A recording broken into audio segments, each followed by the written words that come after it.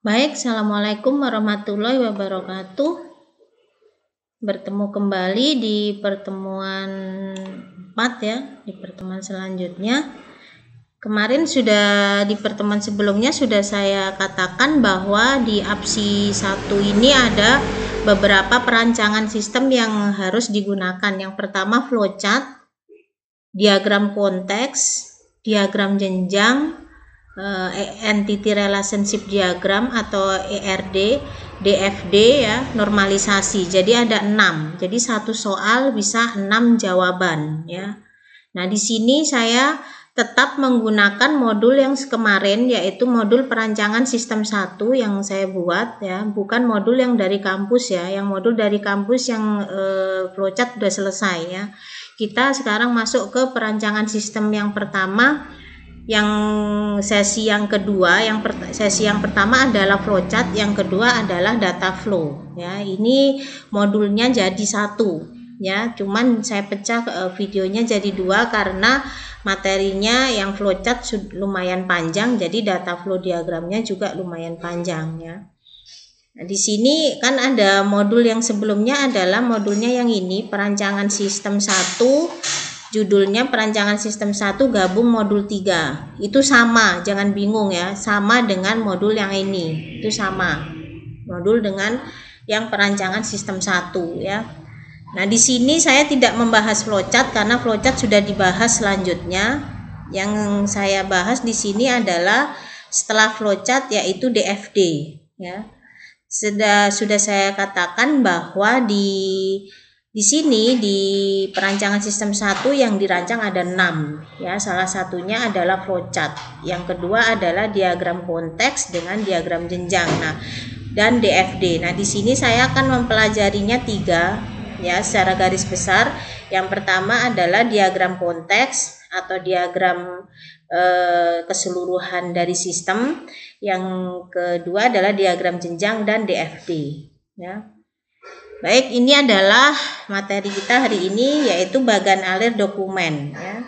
Setelah kita merancang flowchart, yang kita rancang adalah diagram arus data atau yang saya bilang tadi DFD, atau yang biasa orang katakan DAD, diagram arus data. Jadi jangan bingung, diagram arus data dengan DFD itu sama nggak? Sama saja. Ini bahasa Indonesia, ini bahasa Inggris ya, sama saja. Diagram ini menggunakan notasi untuk menggambarkan arus data dari data sistem sekarang dikenal dengan nama DAD. Jadi menggambarkan arus data ya. Nah, di sini DAD sering digunakan untuk menggambarkan suatu sistem yang ada atau sistem baru yang akan dikembangkan. Jadi sistem yang lama dan sistem yang baru yang mau dikembangkan itu digambarkan oleh DAD ya. Adapun beberapa simbol kalau dia DAD ini seperti ini, kesatuan entity ya, atau dia kesatuan luar. Di sini biasanya entity ya. Kalau peta kota bujur sangkar seperti ini adalah entity. Nah, entitinya yang apa? Entity eksternal, yaitu kesatuan luar ya. Tetapi ada juga yang mengatakan entity itu 4 persegi panjang. 4 persegi panjang itu boleh ya, tidak masalah ya. Tetapi kalau entitinya dia yang bujur sangkar seperti ini adalah entitinya dari luar ya. Kalau yang 4 persegi panjang itu entitinya bisa entiti luar, bisa entiti dalam ya, atau entity secara keseluruhan. Kalau misalkan nanti digambar atau di internet atau di Google segala macam itu 4 persegi panjang, itu boleh. Ada yang mengatakan lagi yang seperti ini, itu boleh ya, tidak masalah. Yang kedua adalah data flow. Ini ada panah, data flow diagram ya, ini ada panahnya. Yang ketiga adalah simbol proses ya. Simbol proses itu adalah seperti ini. Kalau di DAD atau di DFD, ini kita tidak bicara lagi tentang flowchart. Sudah lain. Yang saya bilang tadi ada flowchart, DAD atau DFD, diagram konteks, diagram jenjang, ERD sama normalisasi, ini ada 6. Ini lain-lain cerita ya.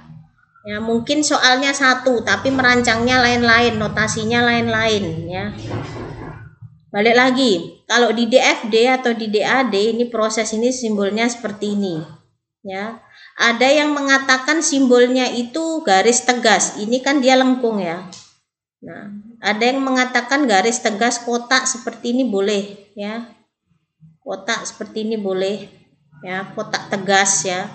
Kotak tegas seperti ini, kotak tegas boleh ya, ini melengkung seperti ini boleh, tetapi tengahnya bagian atas tetap digaris seperti ini ya. Nah, ini identifikasi ini dia nama sistem informasinya apa, misalkan sistem informasi penjualan, misalkan nama prosesnya apa di sini, faktur, menerima faktur atau menjual misalkan. Nah di sini ya nama prosesnya, merupakan kegiatan atau kerja yang dilakukan oleh orang, mesin atau komputer ya.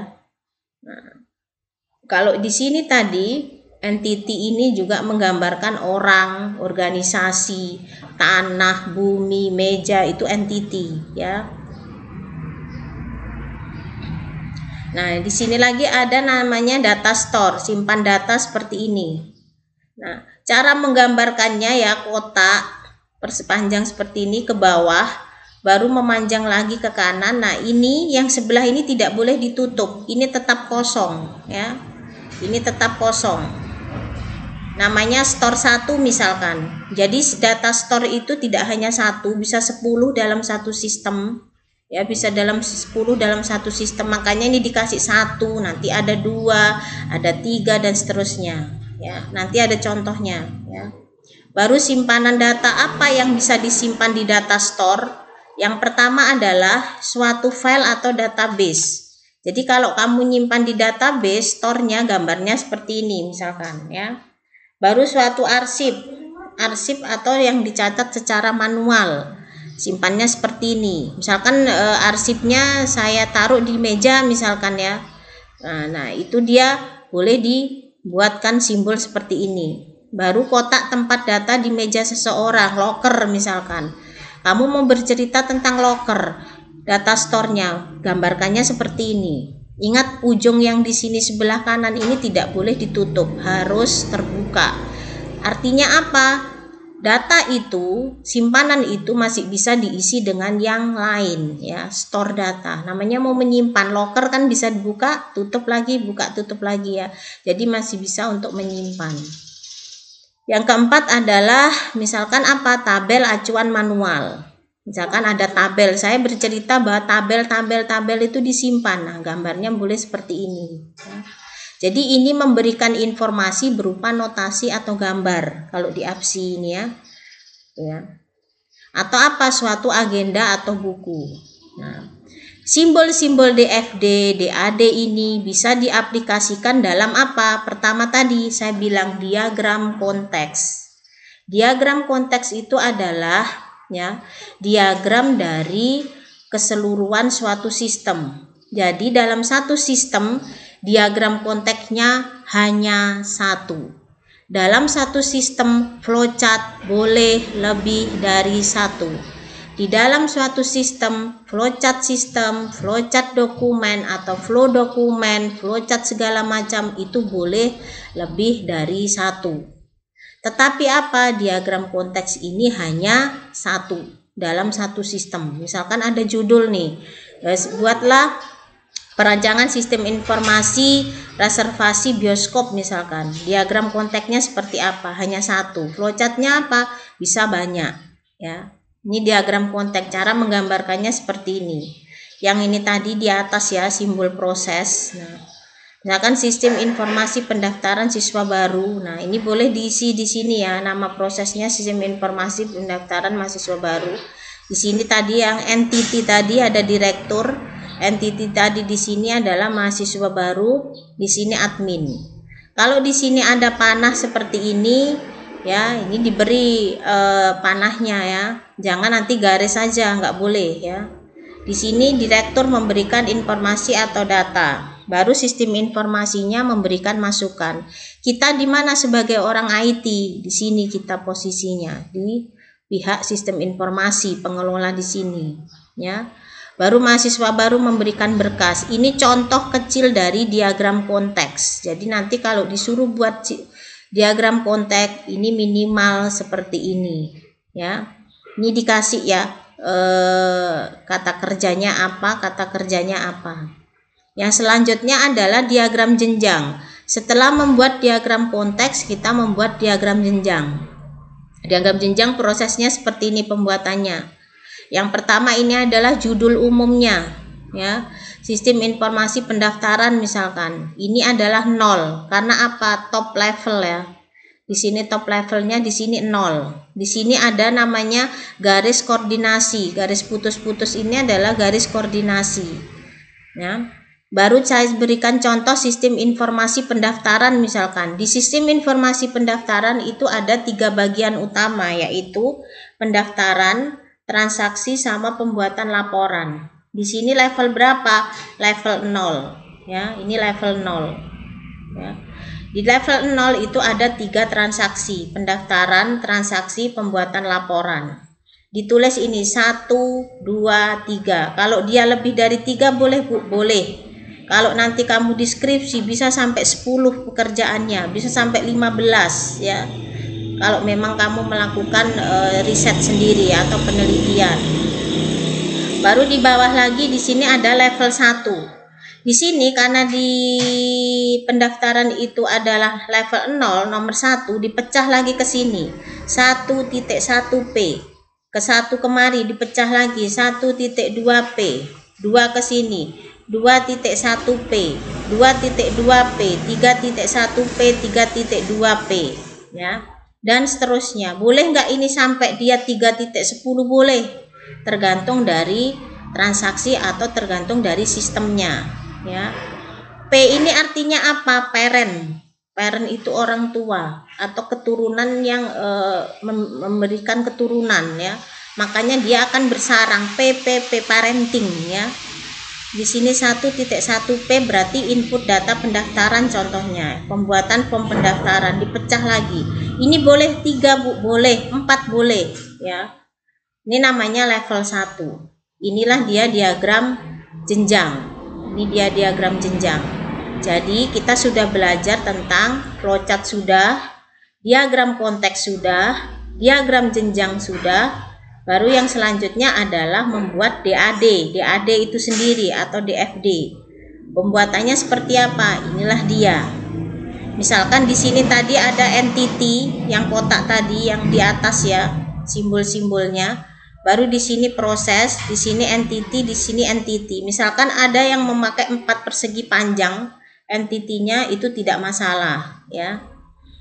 Di sini ada pendaftar, pembuatan bukti pendaftaran, direktur. Nah, ini saya ambil dari input data pendaftar. Kita lihat di diagram jenjang. Nih, input data pendaftar di sini.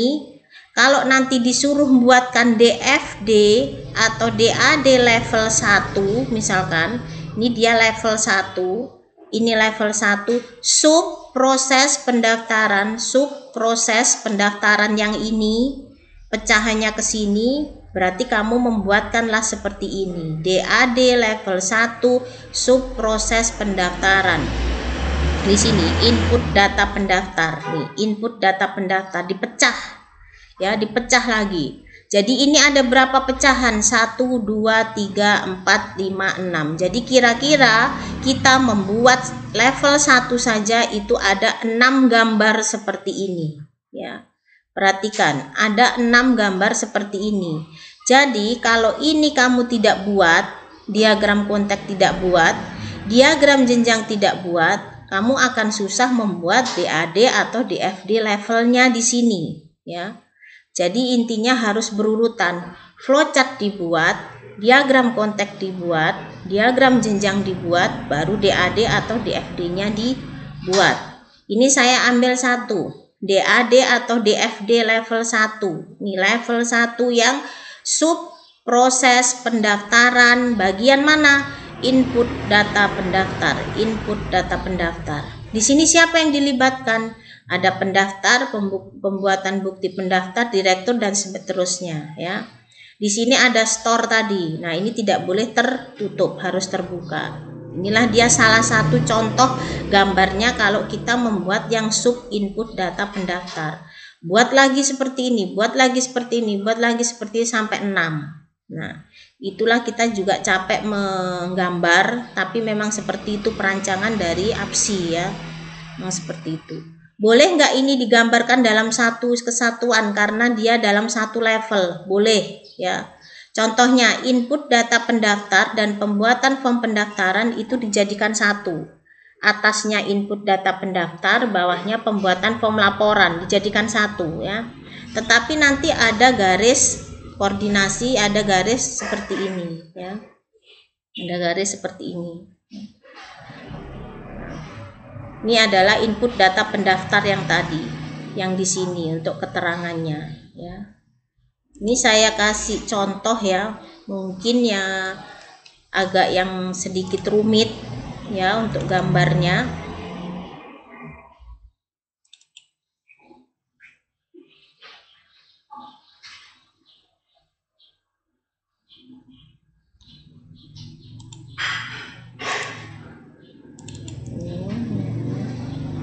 Nah, ini yang untuk dari flow dokumen. Inilah kalau kita skripsi seperti ini flow dokumennya ya.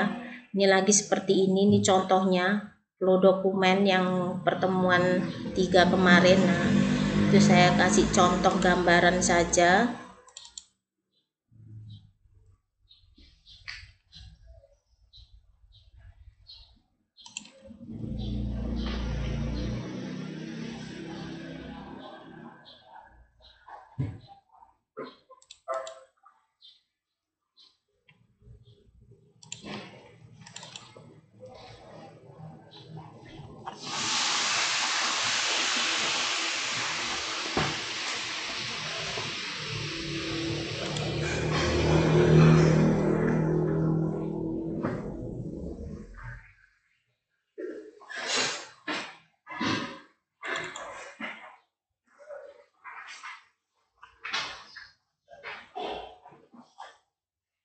Ini saya kasih contohnya yang untuk penggambarannya.